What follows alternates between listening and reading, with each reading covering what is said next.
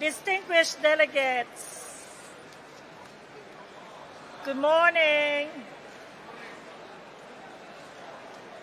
I hope everyone is ready. Could I kindly ask you to take your seat?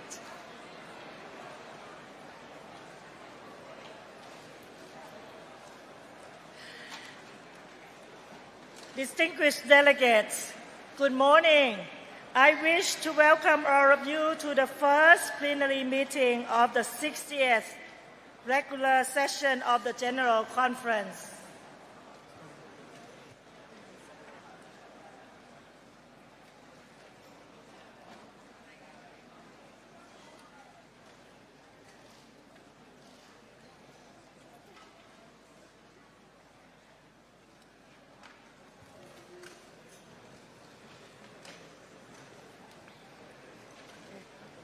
Thank you very much.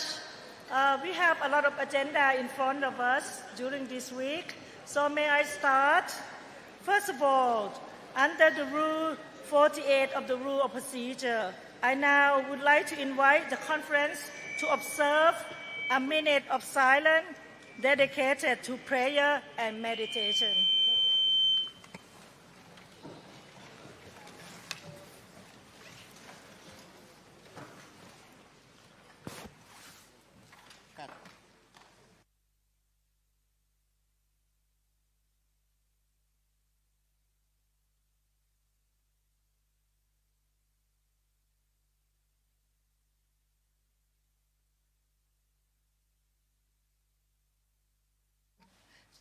You may take your seat. Thank you very much. Your Royal Highness, Excellencies, Director General Rafael Mariano Grossi, distinguished delegates, ladies and gentlemen, we are delighted that today's session has brought again together several ministers, vice ministers, senior officials, and participants from all member states. I warmly welcome you all to the 68th session of General Conference. Before I begin, May I take a few minutes to take this opportunity to extend my sincere gratitude to all member states of the agency for their broad support, commitment, and cooperation, which has been instrumental in the successful conclusion of the last 67th General Conference of the IAEA. These collective efforts reflect the significant importance that we place on the agency and its vital work as well as noble mission in promoting peaceful uses of nuclear energy and advancing global security and development. It was a great honor for me to serve as the president of the 67th session.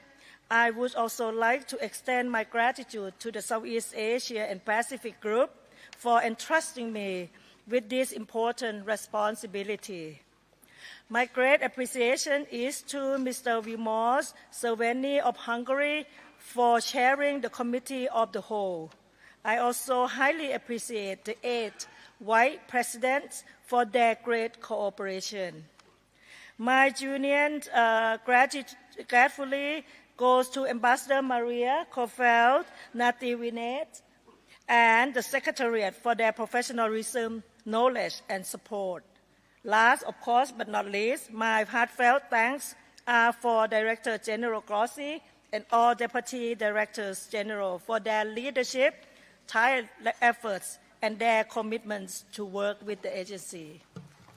Distinguished delegates, the heart of the IAEA's enduring success is its ability to foster diplomacy and international cooperation, empowering nations to work together toward common goals.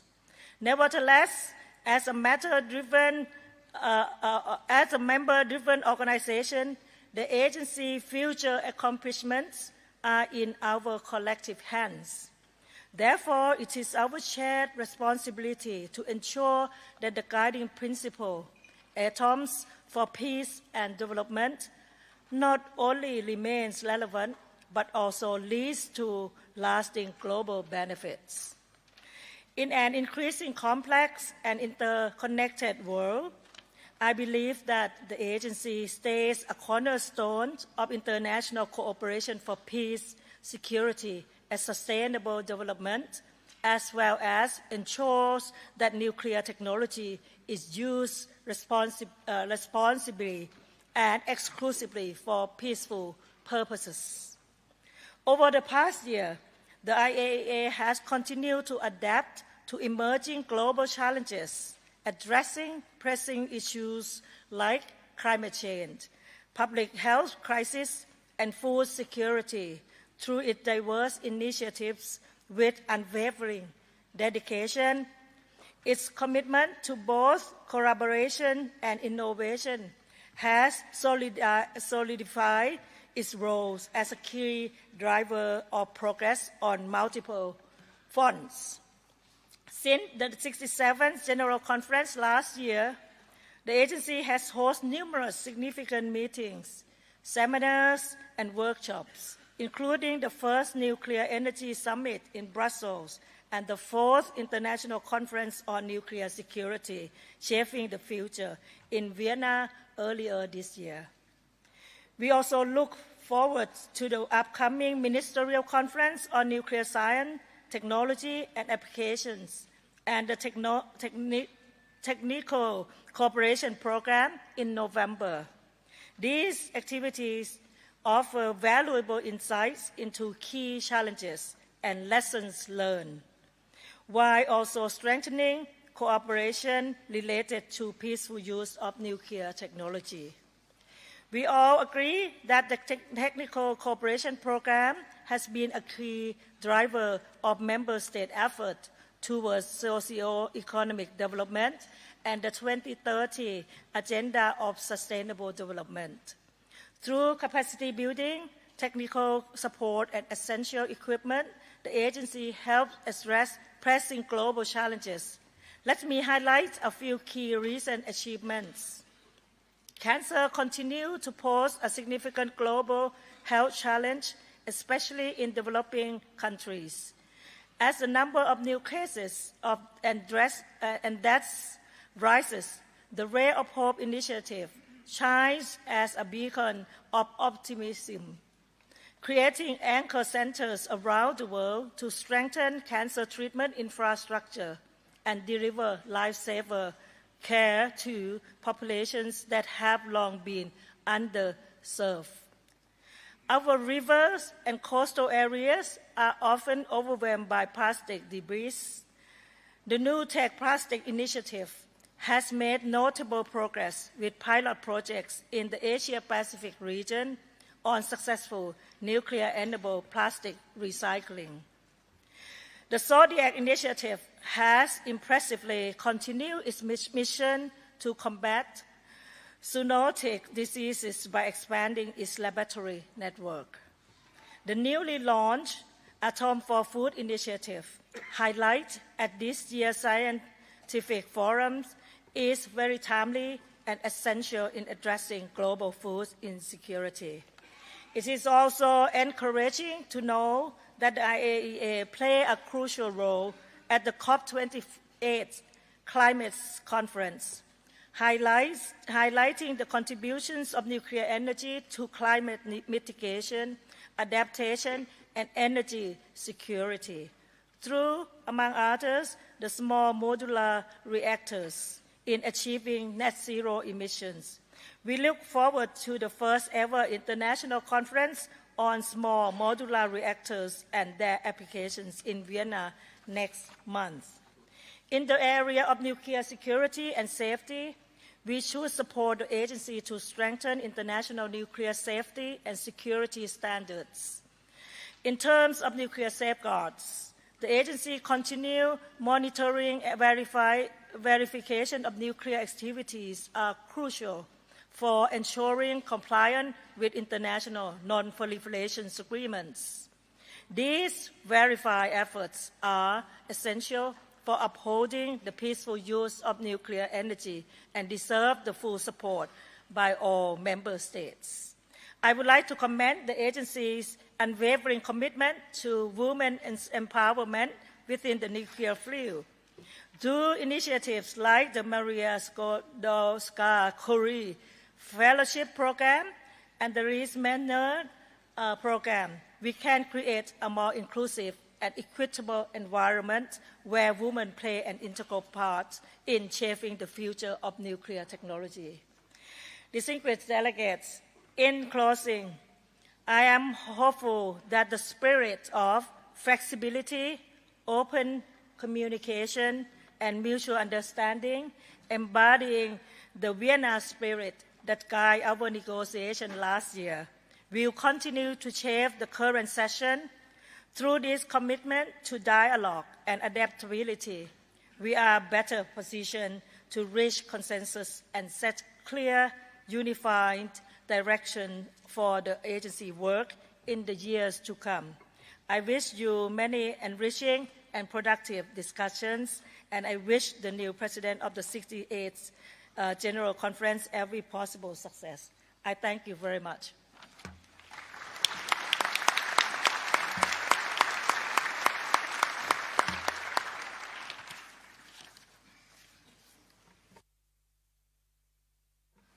Distinguished delegates, may we now pass on to our first item of agenda, the election of officers and the appointment of General Committee. I now invite a nomination for the office of the President of the General Conference during its 68th regular session. As all of you know, it is the turn of the Far East Group to provide this year's President. I now give the floor to the distinguished resident representative of Mongolia in his capacity as chair of Far East Group. You may address us from your seat. Madam Chair, distinguished delegates, the Far East Group nominates by consensus the candidacy of His Excellency Mr. Hang Sang-buk, a permanent representative of the Republic of Korea to the International Atomic Energy Agency for the position of the 60th IAEA General Conference in accordance with the established practice of the President's election, as requested by the Secretariat. I thank you, Madam Chair.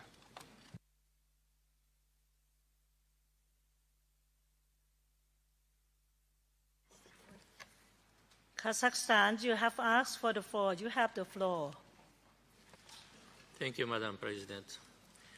Director General, distinguished delegates, the following area list member states, Kazakhstan, Kyrgyzstan, Tajikistan, and Uzbekistan, align themselves with this statement.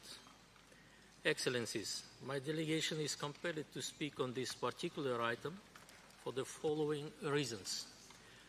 At present, 14 IAEA member states are still deprived of their fundamental right to be elected to the Board of Governors and the Bureau of the General Conference. This state of affairs violates the principle of sovereign equality enshrined in Article 4C of the IAEA Statute. It simply means that the agency cannot extend the rights and benefits of membership to its member states. Last year, on the initiative of Kazakhstan, the General Conference adopted a landmark resolution to finally restore sovereign equality in the agency. Unfortunately, some member states are still ignoring the implementation of this resolution, despite having voted in favor of it. The Far East Regional Group, whose all 6 members supported this resolution, has nominated the Republic of Korea to assume the presidency at the 68th session of IAEA General Conference. We do not intend to break the consensus on this important issue this time. However, it should be noted that any member states that intends to take the high leadership post in the IAEA's decision-making bodies should bear increased responsibility, impartiality, and to be strictly adherent to the principles of the IAEA Statute and the UN Charter. We believe that it should duly fulfill its obligations and commitments within the agency and should not obstruct and in no way prevent the membership of area states in the regional groups. We note with regret the lack of action in regard to our strong desire for membership in the regional groups. We will duly discuss this issue under the agenda item on the restoration of sovereign equality in the IAEA. Having said that, I hope that the Republic of Korea, in its capacity as the President of the General Conference, will carry out its duties impartially and reconsider its position with regard to the arealist states. And I thank you.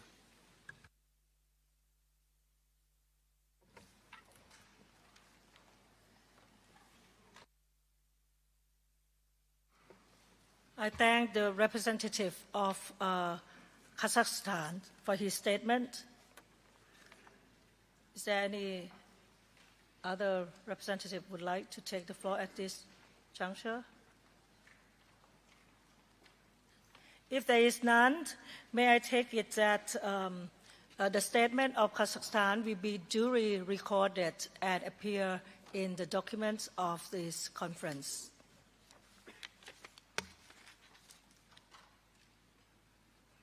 So, if there is no other nominations, I propose that Mr. Ham, His Excellency Mr. Ham Sang-wook, Ambassador and Resident Representative of the Republic of Korea, be elected by acclamation President of the General Conference during its 68th regular session. It is so decided.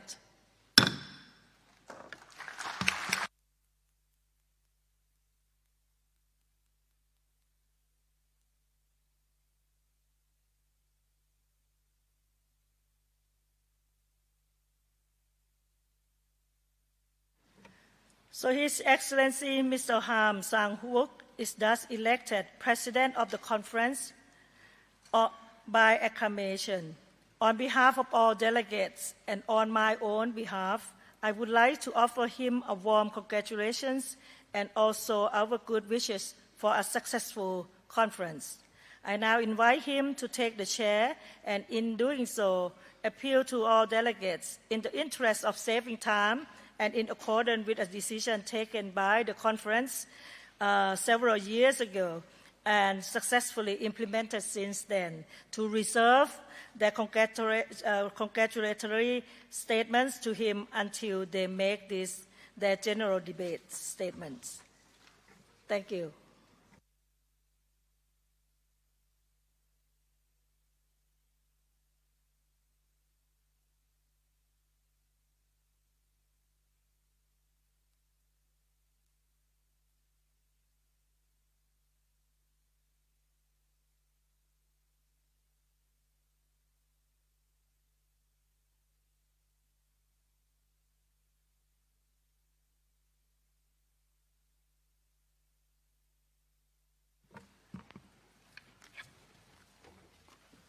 Excellencies, Director General Grossi, distinguished delegates, friends and colleagues, I wish to express my deepest gratitude to the Far East Group for their encouragement and support in nominating me for the office of President of the General Conference. Let me also sincerely thank Member States for the confidence you have shown by electing me to serve as your President. I assume this responsibility with a heavy heart, having witnessed many times the disruption of the Vienna spirit we have cherished. Nevertheless, I remain convinced that consensus is the only path forward to achieve our common goals. I sincerely hope that by conclusion of this August General Conference, we will have accomplished our work through cooperation and shared commitment. I am grateful to the former President, the Ambassador of Thailand, Her Excellency Bilawan Mangkalathanakur, for demonstrating exemplary leadership during last year's General Conference. I would also like to commend Director General Grossi, now serving his second term with remarkable success, for his tireless efforts, leadership, and commitment to the nuclear agenda. My sincere appreciation also goes to the Secretariat for their consistent and invariable support, both for this meeting and for the broader mission of Atoms for Peace and Development. It is with great honor and a profound sense of duty that I stand before you today as President of this General Conference, determined to do my part to further the IAEA's unique contributions to peace, development, and prosperity throughout the world. The significance of the agency's work is exemplified by Korea's exceptional journey in the field of nuclear energy. Since joining the agency as a founding member in 1956, we have strived to advance nuclear energy and technology for both national reconstruction and economic development with the invaluable support of the agency and international community. Today, the Republic of Korea ranks 5th globally in nuclear power generation with 26 reactors in operation. And we are now one of 6 countries equipped with the capability to export nuclear reactors and technology. This is matched by our unwavering commitment to non-proliferation and the safe and secure use of nuclear technology. The Republic of Korea's evolution from a recipient of the IAEA's technical cooperation to a donor country underscores the dramatic change in the global nuclear landscape. Having benefited from international cooperation, we are now in a position to give back and share our knowledge and resources worldwide. As such, Korea's story is not solely our own. It is a shared achievement of the international nuclear community, the IAEA, and all member states. As we convene here today, the role of nuclear energy has never been more critical. The world faces unprecedented challenges: climate change, increasing electricity demand driven by technological advancement like artificial intelligence, and concerns over energy security. Nuclear power is an essential part of the solution. It offers a reliable, zero-carbon source of energy for meeting our collective climate goals and ensuring a stable energy supply for future generations.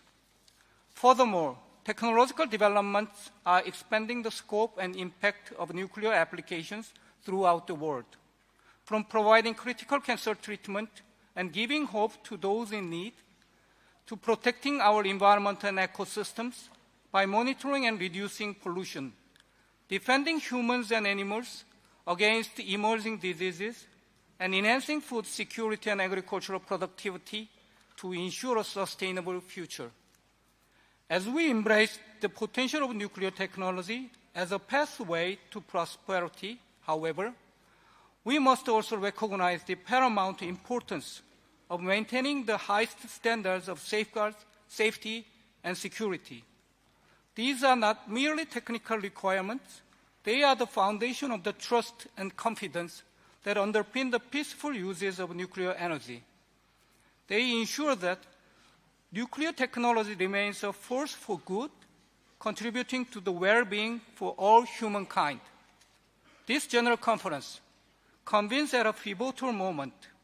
We have before us an agenda full of significant issues that underline the urgency of addressing non-proliferation concerns, fostering the conditions for the adoption of next-generation SMRs, and ensuring robust nuclear safety and security in response to the global expansion of nuclear technology.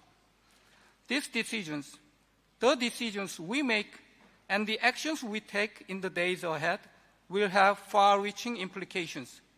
It is therefore imperative that we approach our discussions with the Vienna spirit of compromise and cooperation.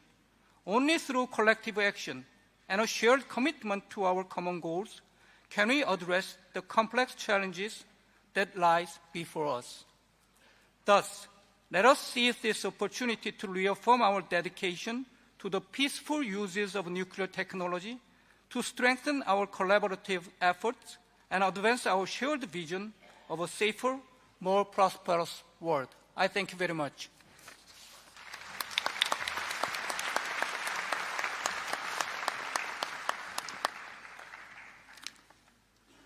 Distinguished delegates, I would now suggest that we continue with the election of officers and the appointment of the General Committee. Under Rules 34 and 40 of the Rules of Procedure, the Conference has elected for the duration of the present session 8 Vice Presidents, the Chair of the Committee of the Whole, and 5 additional members of the General Committee, resulting in a committee of 15 members with me as its chairperson. However, I understand that this year the General Committee will be composed of 16 members, consisting of 8 Vice Presidents, the Chairman of the Committee of the Whole, and 6 additional members, so that the area of Far East, in addition to providing the President of the Conference, can also have a Vice President. This will involve suspension of Rules 34 and 40 of the Rules of Procedure of the General Conference, and I am advised that this had been done in comparable situations in the past. I see no objection. It is so decided. I understand that all area groups have provided their candidates. I should therefore like to submit for your consideration and approval the following proposals, which I have already received. As the 8th Vice President, I should like to propose the delegates of the following member states. I will read the names in the English alphabetical order as I have been informed. Burkina Faso, Canada, Iraq, Malaysia, Mexico, the Philippines, Serbia, the United Kingdom. As chairperson of the Committee of the Whole, I propose Mr. Jan Roding of the delegation of Sweden. For 5 of the 6 additional members of the General Committee, I would like to propose the delegates of the following member states, and again, I shall read the names in English alphabetical order as I have been informed. Ecuador, France, Russian Federation, Sudan, the United States. With regard to the additional member for the MESA group, may I ask the chair of the MESA group if he could provide any update on this matter?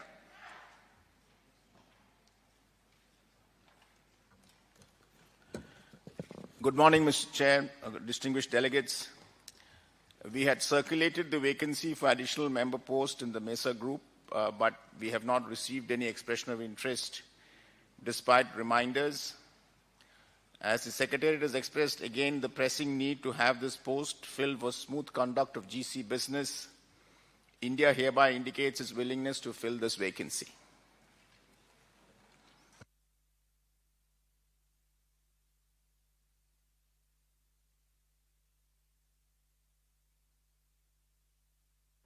I thank the distinguished delegate of India for this update. Based on this nomination from the MESA group, I would like to propose the delegate of India as the 6th additional member of the General Conference. I assume that my proposals are acceptable, and accordingly, I take it that the chairperson of the Committee of the Whole and the delegates of the member states whose names I have read out are duly elected as the 8th Vice President and the 6 additional members of the General Committee. It is so decided. Distinguished delegates, I accordingly declare the chairperson of the Committee of the Whole and the delegates of the member states whose names I have read out duly elected as the 8th Vice President and the 6 additional members of the General Committee. It is so decided. All of them will hold office until the close of the conference's current session. On your behalf and on my own behalf, I would like to offer them my warmest congratulations.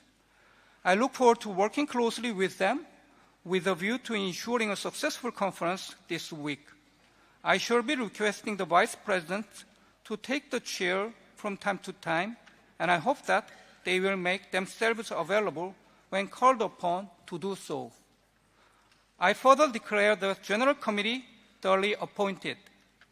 I propose holding the first meeting of the General Committee today in the afternoon at 2 p.m. It will take place in meeting room CR4, 7th floor, C building of the VIC. Further, I would seek your concurrence that we deal with the items of the provisional agenda this morning as contained in document GC 68/1 in the following order, pending receipt of the General Committee's recommendation on our provisional agenda. Item 2, applications for membership of the agency. Item 3, message from the Secretary General of the United Nations. And item 4, statement by the Director General. Then I propose that we take up item 6, contributions to the Technical Cooperation Fund for 2025, and item 7, general debate and annual report for 2023. Therefore, I propose to suspend Rule 42 of the Rules of Procedure of the General Conference. This is consistent with past practice. Failure to proceed in this way would considerably delay the start of the general debate, in which several ministers are scheduled to speak today. May I take it that the conference accepts my proposal to suspend Rule 42 and proceed with the consideration of the items as envisaged in the provisional agenda? It is so decided. Distinguished delegates, may I ask you now to turn to item 2 of our provisional agenda, applications for membership of the agency. The General Conference has before it 2 applications for membership. We will take up these applications one by one in the order in which they were submitted. First, we take up the application by the Cook Islands contained in document GC 68/17.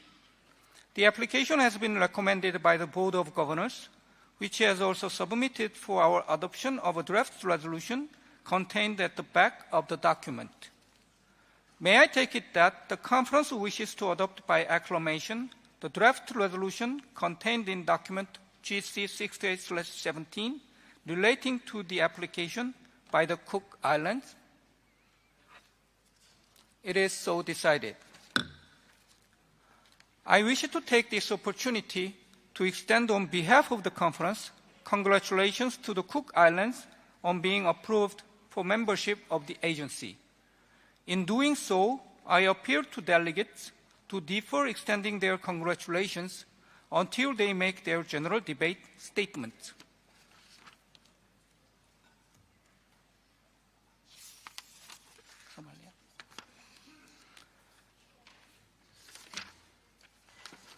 Now, we will take up the application by Federal Republic of Somalia contained in document GC 68/18. The application has been recommended by the Board of Governors, which has also submitted for our adoption a draft resolution contained at the back of the document. May I take it that the conference wishes to adopt by acclamation the draft resolution contained in document GC 68/18 relating to the application by the Federal Republic of Somalia? It is so decided.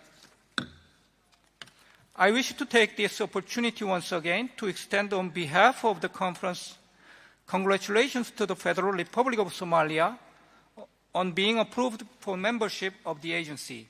In doing so, I appeal to delegates to defer extending their congratulations until they make their general debate statements.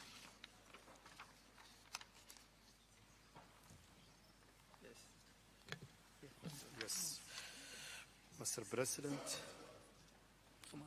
first we congratulate you for your new appointment. The representative of the Federal Republic of Somalia has requested the floor, and under Rule 30, with your permission, I shall give it to him. Mr. President, first, let us congratulate you for your new role and other new elected members. On behalf of the federal government of Somalia and under the esteemed leadership of our President, His Excellency Dr. Hassan Sheikh Mohamud, we are deeply honored to accept our application for full membership in the International Atomic Energy Agency. This momentous occasion represents a significant milestone for Somalia, highlighting our unwavering commitment to international cooperation, peace, and responsible use of advanced technology for the betterment of our citizens. Somalia's membership in the IAEA is a vital step in our nation's journey toward growth and development. We firmly believe that nuclear science and technology, when utilized for peaceful purpose, hold remarkable potential to help us tackle some of our most pressing challenges, for enhancing healthcare and agriculture, to improve the management of our natural resources and strengthening our resilience against climate change. We are inspired by the transformative possibilities that nuclear solutions offer.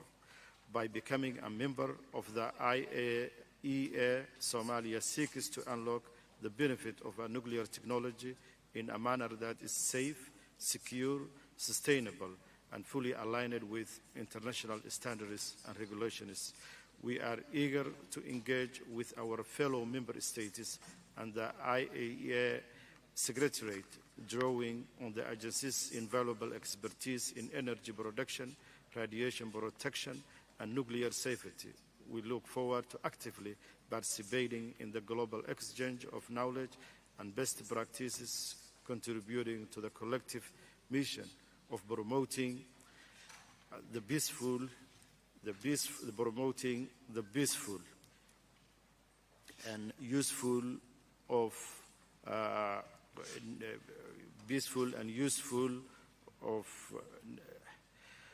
we are truly grateful for our warm welcome into this remarkable family, and we look forward to collaborating together to shape a brighter future.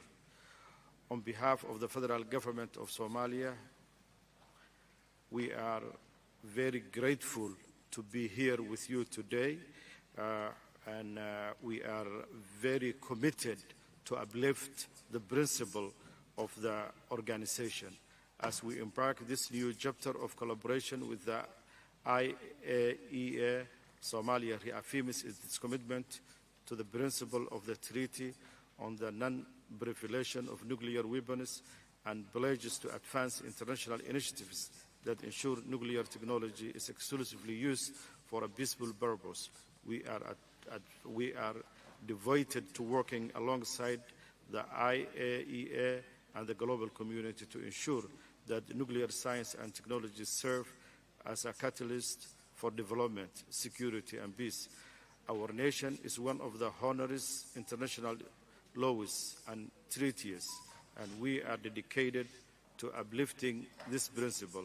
In conclusion, we extend our heartfelt gratitude to the IAEA and its member states for this invaluable opportunity. We look forward to fruitful and mutual beneficial membership. I submit, Your Excellency. I thank the distinguished representative of the Federal Republic of Somalia.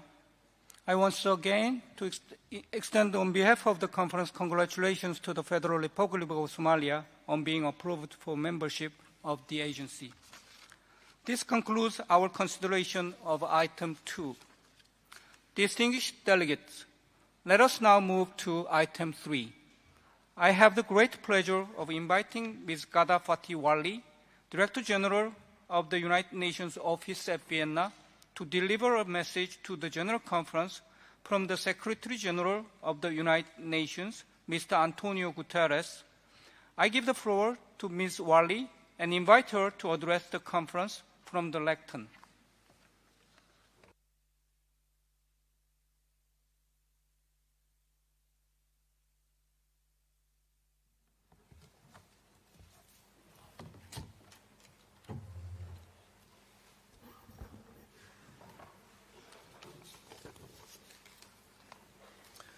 Mr. President, Director General Grossi, Excellencies, ladies and gentlemen, I'm pleased to be with you today, and I want to start out by expressing solidarity with our host country, Austria, which is facing severe flooding along with neighboring countries, causing loss of life and immense damage. My thoughts are with all those affected. Now it is my honor to read out the message of the Secretary General, Mr. Antonio Guterres, to this conference. I send my warmest greetings to the participants at the General Conference of the International Atomic Energy. As the guardian of the global nuclear safeguards regime, the agency's work is more vital than ever.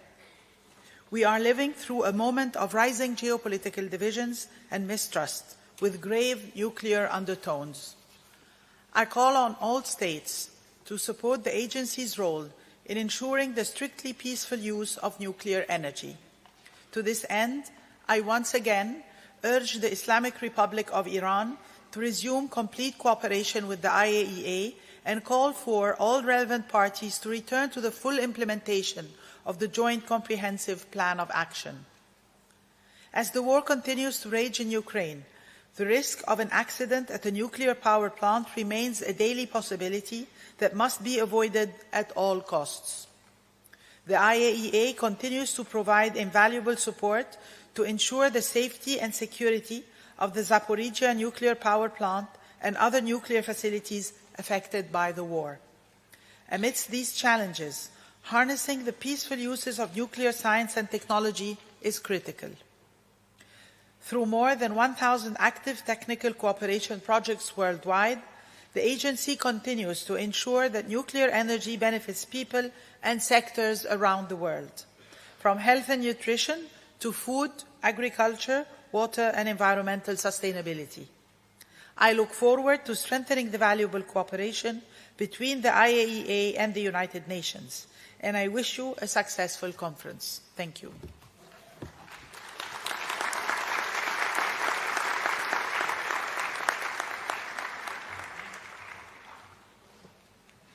I thank Ms. Ghada Fatih Wali for her presence with us, and on behalf of the General Conference, I would ask her to convey to the Secretary General of the United Nations, Mr. Antonio Guterres, our appreciation for his message.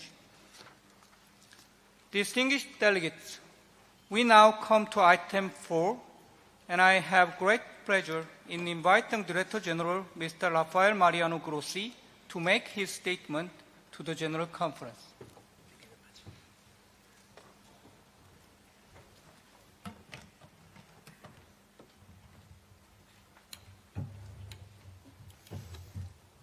Thank you very much, Mr. President. Mr. President, let me congratulate you on your assumption of this very important function. It's a real pleasure to have you and your country presiding over our deliberations, and of course say how much we appreciated the excellent way in which Thailand, in the person of the ambassador, discharged this important function. As my dear friend Gara was just saying, let me start also by expressing our heartfelt sympathy with our incomparable host country, Austria, and our beautiful city of Vienna, together with the Niederösterreich and other parts of the country which are suffering the consequences of this extreme weather phenomenon that is affecting us all. I think the message of the Secretary General just now was reminding us of the fact that in our agenda and in the many things that we are going to be discussing this week, the role and the mission of the IAEA is indispensable. And yes, we are at a time of unprecedented tensions and uncertainties. But of course, that should not deviate us and should not make us forget the absolute importance of our work here, because our work cannot be put on hold until these tensions ease, which we always and of course hope will be the case. Let me say that when it comes to the role of the IAEA, it is in all these areas. It is in preventing the erosion of the non-proliferation of nuclear weapons regime that has underpinned peace and security conditions in the world. It is also important to make sure that nuclear safety and security prevail at times of war. It is also trying to ensure that through the efficient application of science and technology through nuclear, we can diminish poverty and difficulties around the world. Let me tell you what we have been doing in this past 12 months and the way ahead. One of the pressing issues that are in all our minds is, of course, the issue of food security and the fact that more than 700 million people go to bed every night hungry. This is, of course, an obscenity, and this is, of course, an effort that the entire UN family and countries as well are trying to address. Through the Atoms for Food project, which we launched together with our friends from FAO, we are trying precisely to bring nuclear technologies through food irradiation, through pest insect to containment technologies, through soil improvement, crop improvement technologies, some remedy to this global crisis. I invite you to join us tomorrow when we launch the Scientific Forum this year, where we are precisely going to be concentrating on this issue through the Atoms for Food project. Dear colleagues, we are meeting for 5 days. Let me say something. You know, in these 5 days, or during these 5 days, in the world, according to statistics, 200,000 people will be told they have cancer. And many more, especially in the developing world, will not even be told that because they don't have the means to know it. From those, roughly half are going to die. And they are going to die from cancers that could be perfectly preventable and cured. This is behind our Rays of Hope initiative, which we launched in close coordination with the WHO and which is supporting countries all over the world, in particular low and middle income countries, where in some cases not a single radiotherapy machine exists. So this support that the IAEA is giving is done through equipment, through training, and in some cases even constructing cancer centers. We need to continue counting on your support for this noble mission. But this is not all. When we look at the environment and when we look at other problems that are being tackled multilaterally, like the microplastic crisis, again, the IAEA, through the NUTEC Plastics Project, is at the forefront of efforts that are trying to stem this global phenomenon. We are still remembering the days of the pandemic, with those lockdowns, with those anxieties. It's not so long ago. And at that time, the IAEA launched its biggest campaign of equipment support for more than 130 nations. But even those days, we knew that this was just a temporary remedy to something that needed more. And this is why we launched Zodiac, the Zoonotic Disease Integrated Action Program, which is now working in more than 100 countries. We have equipped veterinary laboratories all over the world. And you know, these laboratories right now are working on Mpox. So this action, this preventive action through nuclear technologies have allowed us to be ahead of the game on health crisis, of course, within the One Health platform in the United Nations. All of these issues are crucial.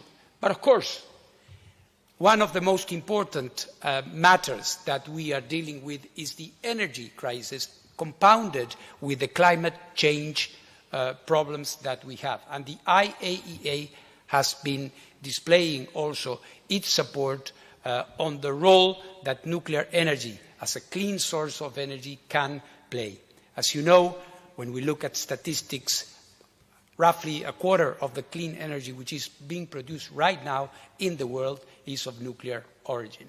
And we come a long, long way from not being recognized in international conferences or even rejected to what happened in the global stocktake in Dubai just a few months ago in the COP28, where there was a global consensus, I repeat, from all members present there to say that nuclear energy should be accelerated. We will be working with Azerbaijan for COP29, where we expect to be continuing in this very important effort. Nuclear energy continues, and it's not only in the traditional way, it is also through the important contribution of new nuclear manifestations like small modular reactors. In a few weeks, the first international conference on SMRs, on small modular reactors, will take place here, in this very room. And we will be able to gauge the state of the art in this technology. Who is doing what? How can we, and especially developing countries, also can benefit from this important instrument to give our energy mixes an important additional instrument to produce energy without harming the environment. And this is very important. Of course, there are ways for the future as well, and fusion with its promise of energy, clean energy, in a very efficient way has always been considered one of the most promising scientific areas. And we have launched the World Fusion Energy Group, which is going to be meeting in Rome in November this year to bring the conversation forward. As you can see, dear friends, all these applications are active and present when it comes to providing a better future for all. But of course, there are the challenges. And when we think about the challenges with war going on in Europe and with the possibility of a nuclear accident always present, the IAEA has been present at the Zaporizhzhia nuclear power plant. Already 23 rotations of IAEA experts are there contributing, working, informing the international community of what is going on. And yes, I have visited Kursk just a few days ago, where the situation is serious. saying and coming from the assumption that a nuclear power plant, a peaceful nuclear power plant, should never be attacked under any circumstances, irrespective of the place where these nuclear power plants are situated. And we will continue in this effort. Of course, when it comes to, and we mentioned that, the nuclear non-proliferation regime, which is so important, we need to continue our effort. I salute the possibility and look forward to engaging with the new president of Iran and with the government of Iran in continuing in our indispensable efforts to give the credible assurances to the international community that that nuclear program is in peaceful ways, and it will continue so. There are challenges ahead, but they are not unsurmountable.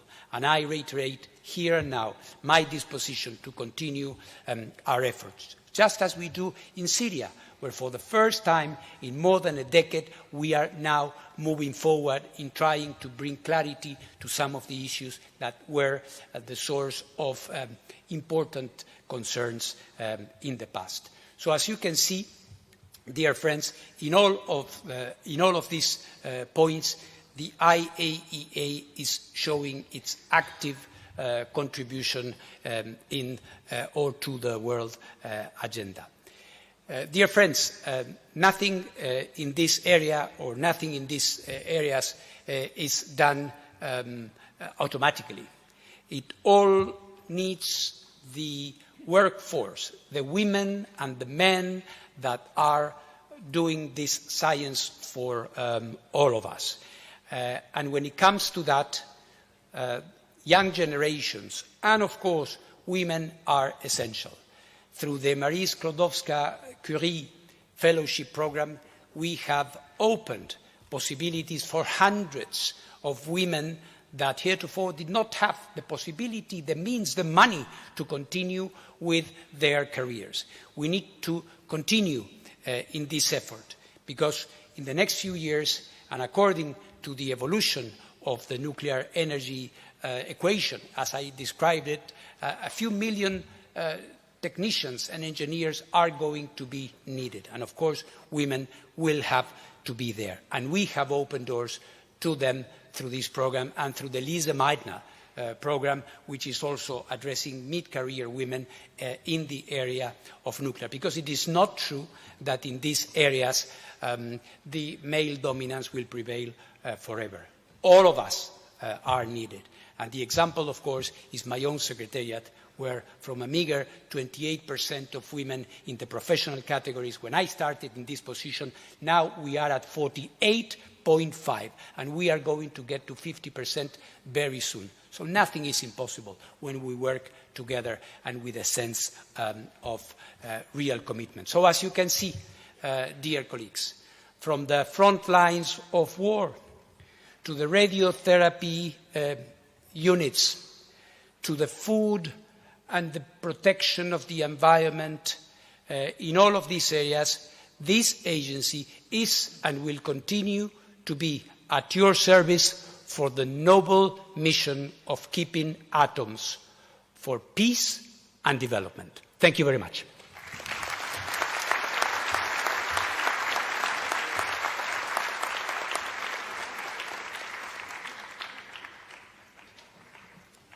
I would like to thank the Director General for his statement. He not only dealt with specific agenda items for this session, but also provided us with an interesting overview of the main issues and challenges ahead for the agency. I am sure that his views will receive careful consideration by member states. Distinguished delegates, let us now take up item 6. With your permission, I should now like to say a few words about contributions to Technical Cooperation Fund. The Board of Governors in June 2024 recommended a figure of 98 million euros as the target for voluntary contributions to the Technical Cooperation Fund for the year 2025. Document GC 68/16 before you has attached to it a table showing the contributions each member state would need to make in order to meet its share of the target. The early pledging and payment of contributions to the Technical Cooperation Fund greatly helped the Secretariat in planning the agency's technical cooperation program. And I would therefore urge all delegations that are in a position to do so and have not done so as yet to notify the Secretariat during the current session of the conference that their governments will be making to the Technical Cooperation Fund for 2025. I am pleased to note that 33 member states have already made their pledges to the Technical Cooperation Fund for 2025. At the end of our session, under a later agenda item, I will report on the contributions which have been pledged up to that time, and I hope that I will be in a position to report favorably on the percentage of the 2025 target figure already pledged. Pledges can be made during meetings at the table to my right, marked Financial Contributions. Between meetings, you can be made in room number MOE67 on the ground floor of this building, where delegates can also make inquiries concerning their regular budget contributions. Distinguished delegates, let us now turn to item 7, General Debate and the Annual Report for 2023. Before giving the floor to the first speaker on my list, I would like to make a few comments and suggestions regarding the conduct of the General Debate, which is expected to continue during the next few days. Member States were provided the option of submitting pre-recorded video statements to be delivered in the General Debate. Member States are requested as well to limit their respective statements delivered in the General Debate to 7 minutes. No longer statements may, however, be posted on the General Conference web page. I appeal to all of you to adhere to this time limit, 7 minutes, in view of the general streamlining of the conference. In this connection, I would also appeal for your cooperation in allowing me to start our meetings punctually and ask you to be available to deliver your statements when called upon to do so. Delays in starting our meetings will reduce the number of speakers we can accommodate in each session. Lastly, I appeal for your understanding and cooperation in the arrangement of the daily speakers list and the order of speakers. The list was opened in June. However, adjustment may be required in order to meet contingencies. I am confident that the Secretariat will do its best to cope with conflicting demands. I take it that the conference is in agreement with the suggestions which I have made with regard to the handling of the speakers list for the General Debate. It is therefore so agreed, and I thank you for your cooperation.